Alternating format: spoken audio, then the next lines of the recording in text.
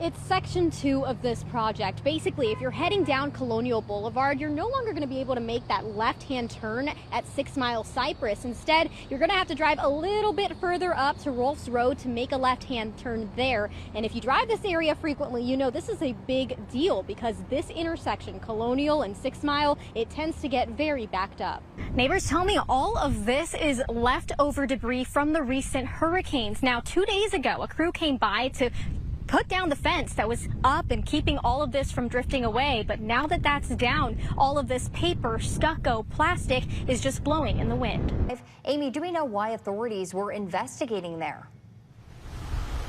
Because he lives here right in this home on Harbor Drive in North Fort Myers. And that's exactly where investigators were all day today, trying to locate bomb-making materials, which they did find. Spoken to a lot of drivers out here who tell me this road is dangerous because of the speed. It's 55 miles per hour, but nobody drives that here. And add to that the fact that there is no guardrail over here to keep a car from going into that pond, and they want to see some change. Becky and Gianna Murja spent the day inside their dad's home, bringing out everything you're seeing here, from rugs, carpets, tapestries to bigger items like sofas and bed frames, mattresses, leaving it all in this giant pile. A lot of the shingles out here and everything, right. And you said it was wind that blew that right off. If you could pan over here just to kind of show this damage that he was talking about. Talk to me about what that sounded like. It just sounded like a really loud bang. And it also sounded like the transformers over here exploded.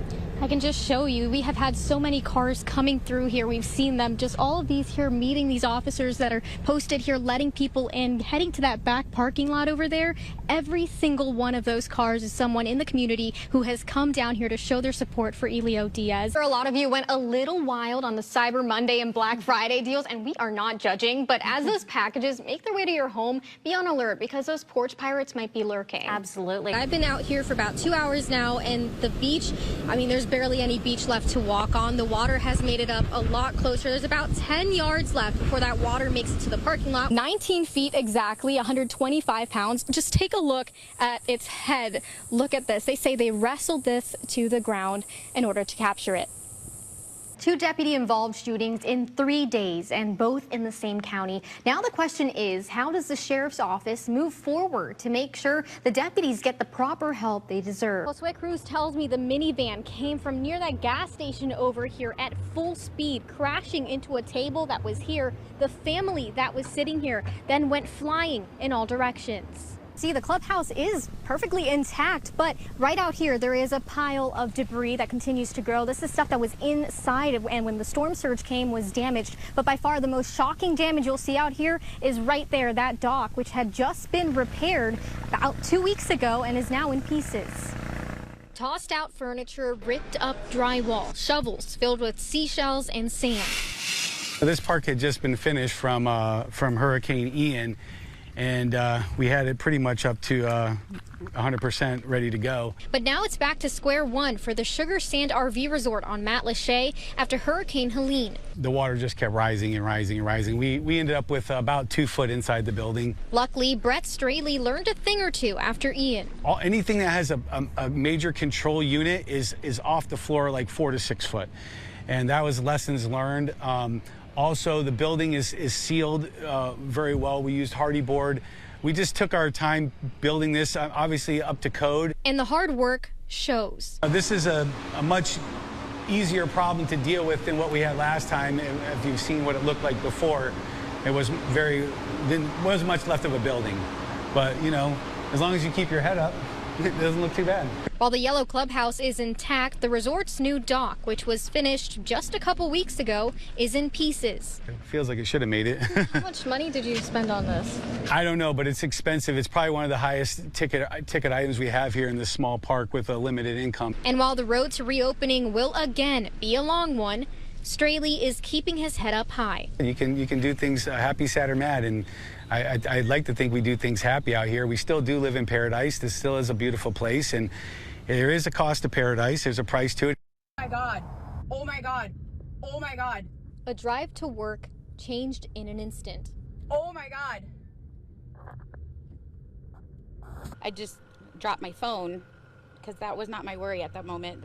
My worry was This is survivors. Cherie Rapisarda did not waste a second. The plane went down and the chances were The jet fuel was going to explode, and I wanted to get them into my car and get them and people away from the area as quickly as I could. The video you're looking at now isn't Cherie's. It's video sent in by other viewers, but the audio.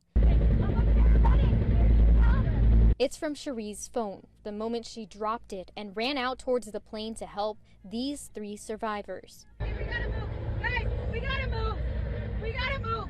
Get in the car. Get in the car. I didn't want to take them to the hospital because I didn't want to remove them from the crash site.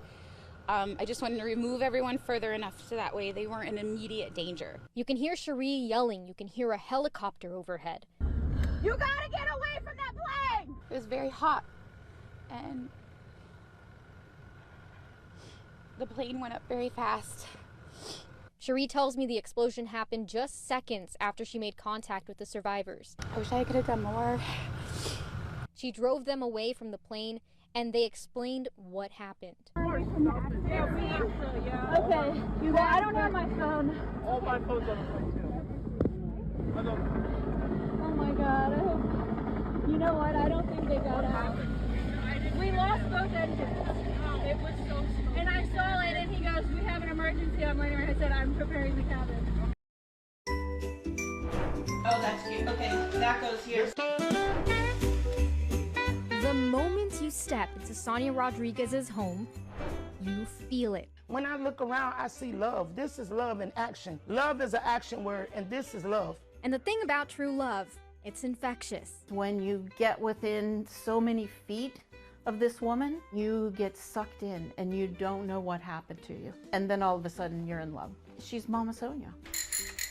Mama Sonia. It's a fitting name. We got over 400 kids registered, but we're gonna make sure every last one of those kids have a very, very Merry Christmas. Hello Kitty and friends. I didn't have one of these when I was a kid. With Christmas just days away, You want to hand me one of those bags, son? Sonia's home has become Santa's workshop. Put that over there. Perfect. Young teen. And I started shopping last year after Christmas on the clearance racks, getting the expensive toys that were marked way down. So the loft was already full before we even got to June. It's all a part of Resource de Leor's Christmas Cheer event. They have been doing this out of their home since, I think, Hurricane Charlie. It blows my mind. It blows my mind. What started as a family effort hand-delivering toys has grown to a non-profit helping hundreds. It's tons of these. These are like all the registrations, all the families. So it was a lot of work, a lot of strategic planning, but we got it done. And come December 22nd, every doll, bike, plush, and gift card will be under the tree for a Lee County child in need. I just see kids waking up saying, Mama, you did it. Because I never want to make it about me. This is all to the glory of God. And I tell the parents, I even bought tons of wrapping paper because I want them to wrap the gifts so the kids feel it's from the parents, not from us. As little America giggles, placing an ornament on the tree, and Kenya gives her a warm smile. Manuel Milanez knows he's got a lot to be thankful for. Primero, porque pensé que no iba a poder celebrar más con mi familia. He told me he thought he'd never be able to celebrate with his family again, at least not physically. A lo mejor lo iba a hacer en otra dimensión. Maybe in another dimension, maybe from heaven. Tuve bastante probabilidad de morir, 90% que iba a morir. On August 22nd, doctors told Manuel he had a 90% chance of dying after a man shot him near his chest as he saved a mother and her 4 kids. The guy with the gun, the children's father, who first crashed his car into the mother's car, then opened fire. This all happened outside Manuel's Ave Maria home. Esto fue muy caótico. Manuel told me it was chaotic. He remembers the struggle inside the car. He remembers the children's screams. And now he bears this scar. En la operación, mi corazón se paró 3 veces. Doctors did 2 surgeries, during which his heart stopped 3 times. They pumped 13 liters of blood into him, and still, Manuel told me he was never afraid. Yo creo que Dios nos dio señales. Because God gave him signs. El paramédico se llamaba Lázaro. The paramedic who rushed Manuel to the hospital, Lazarus. The doctor who greeted him, Mary. In the Bible, Mary is the name of Jesus' mother. And Lazarus is the man Jesus raised from the dead 4 days after he died. Manuel's wife told me nothing is impossible with God. God's love is with us, and he has proved it. We are just a miracle that his presence is with us.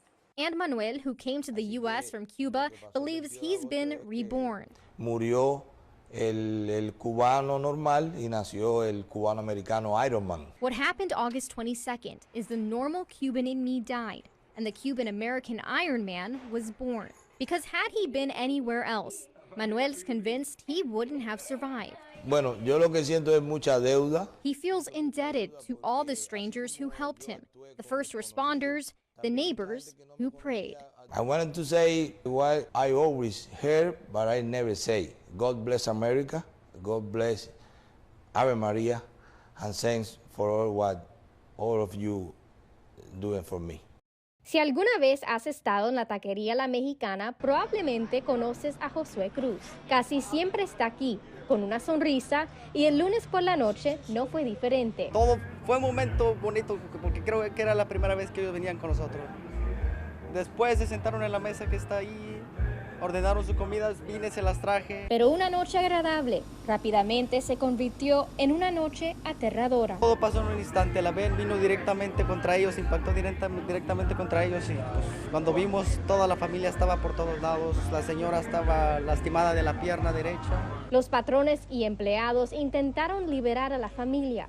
9 personas, incluyendo varios niños, fueron heridas. Había clavos, madera por todos lados y... ¿Se pusieron a agarrar las cosas? Sí, todo, pues todo fue, como te digo, fue un instante todo lo que pasó. Y eso fue cuando vieron al hombre que hizo esto, Luis Velázquez, huyendo. Fuimos como 4 o 5 más o menos los que salimos corriendo todos, porque sí... ¿Hasta dónde llegó? Hasta el lado donde está la gasolinera, para allá, hasta allá. Cruz llamó al 911 y en minutos el departamento de policía de Fort Myers estaba aquí junto a una ambulancia. Esperábamos de parte de mía, de mis compañeros de Taquería La Mexicana, pues verlos pronto por aquí, primero Dios, y pues que se recuperen pronto, es lo más importante.